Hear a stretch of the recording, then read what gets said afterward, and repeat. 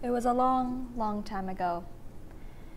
My significant other and I had entered the gardens.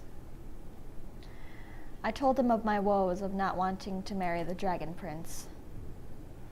He helped me devise a plot, and we would run away together and live happily ever after.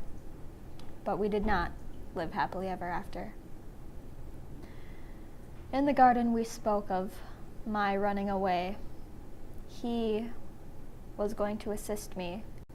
He asked me where exactly the kingdom the Prince of Dragons ruled was, and I told him it was in the east.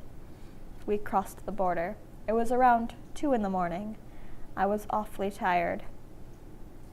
And so Hot Sauce decided to go into the woods. We came across a box. It was a lovely box in the middle of the woods, and it seemed abandoned too. Hot Sauce, having no arms, could not open the door, and as I tried, the door was locked. So we had to sleep outside on the cold, hard ground. As I woke up the next morning, I found myself alone. I didn't want to believe it, but Hot Sauce had left me, and so I just went into a state of denial. In the distance I heard voices, and I thought, oh no, the owners of this manor are coming back. A character that looked much like me had jumped over. He saw me, and he fell on his face. He was a bottle of mustard. He was very handsome, but I thought to myself, I have Hot Sauce waiting for me in the village, right? I tried to roll away as he got up, but found myself in a situation that I could not avoid. He confronted me about why I was here, and I froze right in front of him because I was so scared I could not speak, as I was foreign to this kingdom. He asked for my name, and I told him that I was Ketchup. And as he asked what I was doing here, I told him my story of how I was running away from the marriage my father was forcing me into. I was in awe of his charming good looks. He had wonderful eyes and a beautiful mouth, with very strong-looking arms. We stood face to face, looking at each other. He interrogated me heavily about why I was running away from my father. I had to tell him that my father was forcing me into a marriage that I did not want to. All of a sudden, I hear my name being shouted and the door is being pounded on.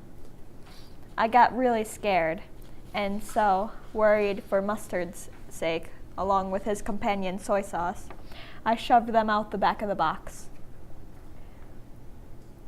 I had opened the doors, and the guards had grabbed me, and they took me off, back through the woods, back to the kingdom.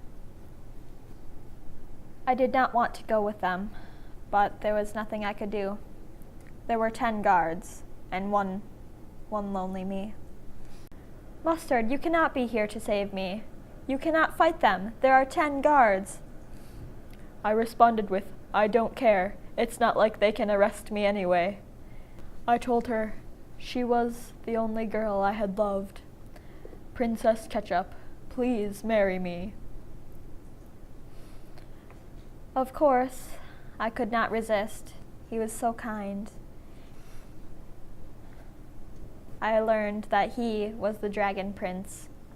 I was okay with this in the end, because it was true love, and I guess he wasn't as scary as I thought he was after all.